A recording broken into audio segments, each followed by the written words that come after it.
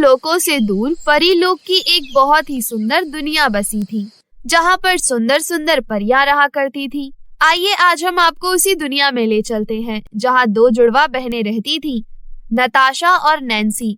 दोनों थी तो रानी परी कैथरीन की बेटी, पर दोनों बहनों को एक समान शक्तियाँ नहीं मिली। जहाँ नताशा के पास जादुई सोने के पंख थे, जिस कारण वो अपार शक्तियों की मालकिन थी, वहीं दूसरी ओर चांदी के पंखों वाली नैन्सी के पास नाम मात्र की ही शक्तियाँ थी। इसलिए उसकी तुलना अक्सर उसकी जुड़वा बहन नताशा से की जाती थी। परीलोक की सभी परियां नताशा से बहुत प्रेम करती थी। उनका मानना था कि नताशा के पास योग्य रानी परी बनने के सारे गुण हैं। इसलिए परीलोक की सुरक्षा की सारी जिम्मेदारी नताशा के कंधों पर सौंपी हुई थी। नैन्सी को ये देखकर बहुत बुरा लगता है। सभी मुझे नजरअंदाज क्यों करते हैं? आखिर मैं भी तो रानी परी की बेटी हूँ। तो क्या हुआ अगर मेरे पास नताशा की तरह सोने के पंख और जादुई शक्तियाँ नहीं हैं? देखना, एक दिन लोग मेरी अहमियत को जरूर समझेंगे। नैन्सी अपने आप को बहुत ही अकेला महसूस करती, लेकिन वो अपना कर्तव्य नहीं भूलती। जब भी उसे कोई मुसीबत में दिखता, वो फौरन उसकी मदद करने पहुंच जाती। हालांकि उसके पास इतनी ज्यादा शक्तियां नहीं थी। वहीं दूसरी ओर नताशा सीधे मुंह नैन्सी से बात तक नहीं करती थी, बल्कि नैन्सी उससे बात करने की बहुत कोशिश करती। तुम मुझसे दूर रहा करो। तुम मेरे समीप खड़ी होती हो तो मुझे बहुत बुरा लगता है। तुम ऐसा क्यों कह रही हो? आखिर मैं तुम्हारी बहन हूँ। पर तुम्हारे पास मेरे जैसे सोने के पंख तो नहीं है ना? अब जाओ यहाँ से। यहाँ खड़ी होकर मेरा समय बर्बाद मत करो। मुझे अपने लिए न्यू ड्रेस खरीदने जाना है, क्योंकि कल मेरा जन्मदिन है। नताशा, कल तुम्हारा नहीं बल्कि हम दोनों का जन्मदिन है। देखना, सबसे ज्यादा गिफ्ट कल मेरे लिए ही आएंगे, तुम्हारे लिए नहीं।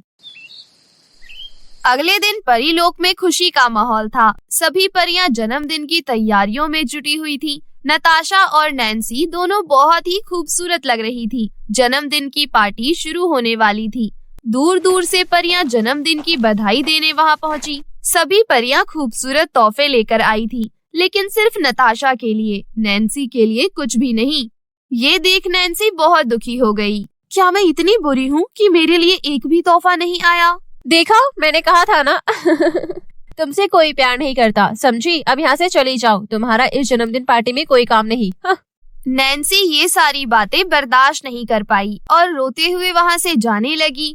तभी वहाँ एक कबूतर आया। वो अपने साथ एक सुनहरा ताज और एक चिट्ठी लाया था। वो नताशा को नजरअंदाज कर उड़ते हुए नैन्सी के पास जा पहुँचा। उसने सुनहरा ताज और चिट्ठी नैन्सी को सौंप दिया। नैन्सी ने उस चिट्ठी को पढ़ा, जिस पर लिखा था, ये ताज सबसे योग्य परी नैन्सी के लिए, आपको जन्मदिन की बहुत बहुत मुबारक हो। ये पढ़ते ही नैन्सी चौंक गई। नैन्सी ने ताज को अपने हाथों में लिया। उस ताज की रोशनी परी महल में चारों तरफ बिखर गई। नैन्सी खुश होते हुए नताशा से बोली, देखो, किसी शुभ चिंतक ने मुझे कितना सुंदर उपहार भेजा है। ये तुम्हारी गलतफहमी है। ये उपहार मेरे लिए आया है। इस ताज को मुझे दो। तुम इस ताज के योग्य बिल्कुल भी नहीं हो। नहीं, मैं ये तुम्हें नहीं दूंगी। वहाँ मौजूद परियां भी नताशा के पक्ष में बोलने लगी। नैन्सी, ये ताज नताशा को दे दो, वही इस ताज की असली हकदार है। सुना नहीं तुमने? ये ताज मुझे दो। हरगिज नहीं। नताशा ने अपनी जादुई शक्तियों का इस्तेमाल किया और नैन्सी से वो ताज छीन लिया और अपने सर पर पहन लिया।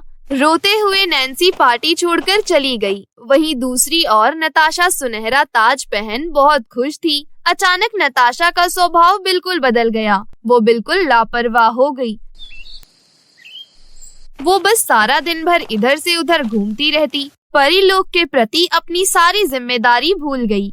एक बार चुड़ैलों ने परीलोक पर हमला किया। सभी परियां दौड़ते हुए मदद मांगने नताशा परी के पास आई। हमें आपकी जरूरत है। दुष्ट चुड़ैलों ने परीलोक पर हमला कर दिया है।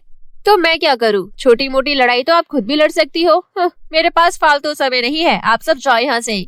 सभी परियां नताशा परी के बदले हुए स्वभाव से हैरान थे, लेकिन सभी परियों ने चुड़ैल का डटकर मुकाबला किया और उन्हें भगाने में कामयाब रहे। इस दौरान कुछ परियां जख्मी भी हुई। ये देख नैन्सी को बड़ा अजीब लगा। ये नताशा को क्या हो गया है? जो कल तक परीलोक की सुरक्षा के लिए हमेशा आगे रहती थी, आज वही अपनी जिम्मेदारियों से पीछे हट गई। ऐसा नहीं होना चाहिए, नहीं तो परीलोक खतरे में पड़ जाएगा। अब नताशा बहुत ही अहंकारी हो गई और लापरवाह भी। वो अपनी ही दुनिया में मस्त रहती, भले ही परीलोक में कोई छोटी बड़ी दुविधा आ जाए उसे कोई फर्क नहीं पड़ता। पर नैन्सी अपनी तरफ से पूरी कोशिश करती सबकी मदद करने की। वो अपनी बहन नताशा के बदले बर्ताव से भी बहुत चिंतित थी। मुझे कुछ करना चाहिए वरना परीलोक में कभी भी बड़ा खतरा मंडरा सकता है। तभी उसके पास एक बूढ़ी परी आई और बोली, नैन्सी, तुम्हें अपनी बहन को बचाना होगा। किसी ने उस पर काला जादू किया है। काला जादू? हाँ नैन्सी, अगर तुमने जल्द कुछ नहीं किया तो परीलोक खतरे में पड़ सकता है। मुझे पता है तुम भी समझदार और योग्य हो, बिल्कुल अपनी बहन की तरह। तारीफ के लिए शुक्रिया, पर मैं क्या करूं? मेरे पास जादुई शक्तियां नहीं हैं जिससे कि मैं अपनी बहन के ऊपर हुए काले जादू को नष्ट कर सकूं। पर एक रास्ता है, एक व्यक्ति ही तुम्हारी बहन को ठीक कर सकता है। कौन है वो? जल्दी बताइए। वो जादूगर रोनाल्डो है जो चंद्रलोक में रहता है। वो हर जादू का तोड़ जानता है। तुम्हें मदद मांगने उसके पास जाना चाहिए। रंग बिरंगे फूलों के बीच उसकी गुफा है। रंग बिरंगे फूल? हाँ, क्योंकि उसे फूलों से बड़ा प्रेम है। अब तुम देर मत करो, जाओ इससे पहले कि कोई बड़ी मुसीबत आ जाए। नैन्सी बूढ़ी परी से विदा लेकर तुरंत चंद्रलोक के लिए रवाना हुई। कुछ पहर बीतने के बाद नैन्सी ने चंद्रलोक की भूमि पर कदम रखा। फिर वो हाथों में रंग बिरंगे फूलों का गुलदस्ता लिए जादूगर रोनाल्डो को ढूंढते हुए उसकी गुफा में पहुंची। जादूगर रोनाल्डो उस समय बगीचे में अपने सुंदर फूलों को निहार रहा था। तुम कौन हो? मैं नैन्सी परी हूँ और ये गुलदस्ता आपके लिए लाई हूँ। ओह धन्यवाद, मुझे फूल बहुत पसंद है। पर आप यहाँ कोई खास बात? हाँ, मैं आपसे मदद मांगने आई हूँ। ये कहते हुए नैन्सी ने जादूगर रोनाल्डो को अपनी बहन नताशा के बारे में बताया। ठीक है, मैं आपकी मदद जरूर करूँगा। पहले आप कुछ देर आराम कर लीजिए। लंबी यात्रा कर थक गई होंगी, तब तक मैं आपकी परेशानी दूर करने का हल ढूंढता हूँ। नैन्सी ने थोड़ी देर आराम किया। अब शाम हो गई थी। उसे जादूगर रोनाल्डो कहीं दिखाई नहीं दिया। जादूगर रोनाल्डो कहाँ चले गए? तभी पीछे से आवाज आई, क्या तुम मुझे ढूंढ रही हो? अरे आप कहाँ चले गए थे? मैं कब से आपको ढूंढ रही हूँ। परेशान होने की जरूरत नहीं, आओ बैठो मेरे पास, मुझे तुमसे जरूरी बात करनी है। जादूगर रोनाल्डो कुछ सोचते हुए बोला, क्या तुम्हारा परीलोक लौटना जरूरी है, जहाँ तुम्हारी कोई कदर ही नहीं करता? तुम हमेशा के लिए मेरे साथ यहाँ रह सकती हो। दरअसल जादूगर रोनाल्डो के भेष में वो एक दुष्ट राक्षस था जो परीलोक का राजा बनना चाहता था। नहीं, मैं इतनी स्वार्थी नहीं। मुझे अपनी बहन की मदद करनी है और परीलोक की भी। तो फिर ठीक है, अगर तुम अपनी बहन की मदद करना चाहती हो तो तुम्हें उसके जादुई सोने के पंख में से एक पंख तोड़कर लाना होगा। ये काम मैं नहीं कर सकती। मेरी बहन मुझे अपने पास आने तक नहीं देती। तुम्हें अपनी बहन के लिए पंख तोड़कर लाना ही होगा, नहीं तो मैं तुम्हारी मदद नहीं कर सकता। काम मुश्किल तो था, लेकिन नैन्सी ने हिम्मत दिखाई। परीलोक पहुंचकर सही मौके का इंतजार करने लगी।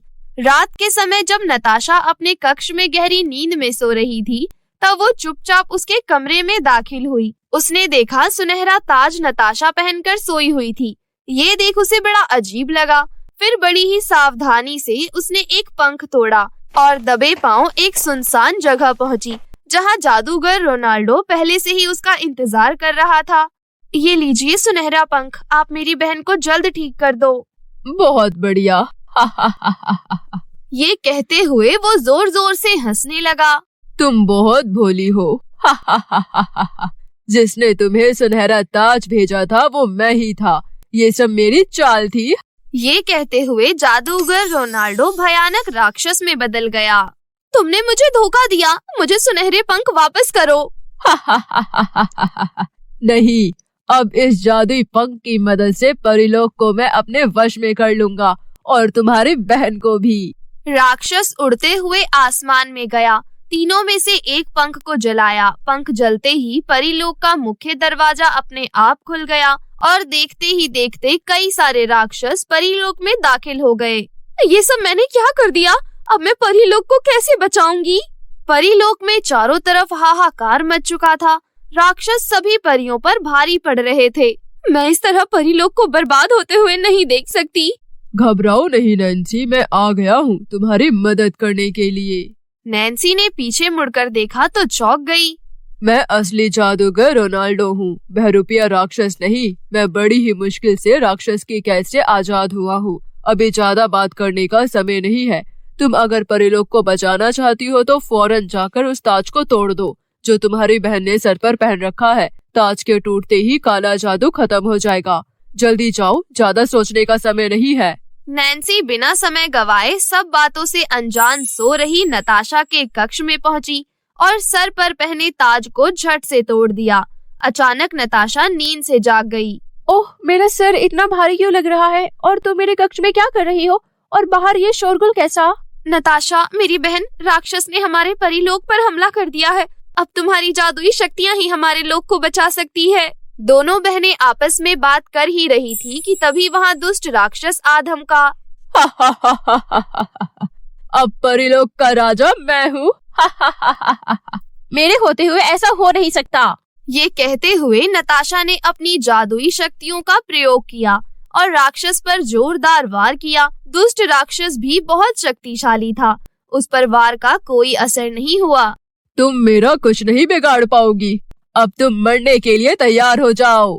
दुष्ट राक्षस ने भयंकर आग के गोले से नताशा पर वार किया, लेकिन नैन्सी अपनी बहन का बचाव करते हुए बुरी तरह झुलस गई। नैन्सी, ये तुमने क्या किया? मैं नहीं चाहती कि तुम्हें कुछ हो। आखिर तुम परीलोक की होने वाली रानी हो। नैन्सी की बात सुनकर नताशा का दिल पिघल गया और वो बोली, तुम चिंता मत करो बहन, मैं तुम्हें कुछ नहीं होने दूंगी। पहले जरा इस राक्षस से निपट लूं। राक्षस और नताशा के बीच घमासान युद्ध हुआ, लेकिन राक्षस नताशा पर भारी पड़ रहा था। तभी वहाँ जादूगर रोनाल्डो आ पहुँचा। नताशा, तुम इतनी आसानी से इसे हरा नहीं पाओगी। तुम जल्दी से अपनी बहन नैन्सी का हाथ पकड़ लो। तुम्हारी शक्ति 2 गुनी हो जाएगी और तुम आसानी से राक्षस को हरा दोगी। नताशा ने अपनी बहन नैन्सी को कसकर पकड़ लिया और राक्षस पर वार किया। वार इतना जोरदार था कि राक्षस सह न सका और वहीं ढेर हो गया। इस तरह दोनों बहनों ने मिलकर बुराई का अंत किया और परीलोक की रक्षा की। दोनों बहनों ने एक दूसरे को प्यार से गले लगा लिया। मेरी प्यारी बहन, मुझे माफ कर दो। मैंने तुम्हारे साथ बहुत बुरा व्यवहार किया, तुम्हारी कदर नहीं की। परीलोक की सभी परियों ने मिलकर दोनों बहनों की जय जयकार की। उस दिन के बाद से सोने और चांदी के पंखों वाली बहनें मिलजुल कर अपनी जिम्मेदारियों को निभाते हुए हंसी खुशी जीने लगी।